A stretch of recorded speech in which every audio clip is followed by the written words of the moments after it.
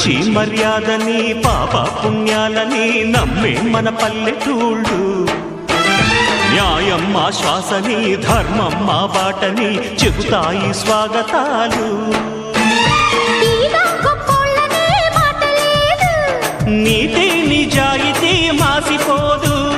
మత్సలేని మనసు మాది మంచి పెంచు మమత మాది ప్రతి ఇల్లో బొమ్మరిల్లు సంక్రాంతి వచ్చిందే తుమ్మెద సరదాలు తెచ్చిందే తుమ్మెదా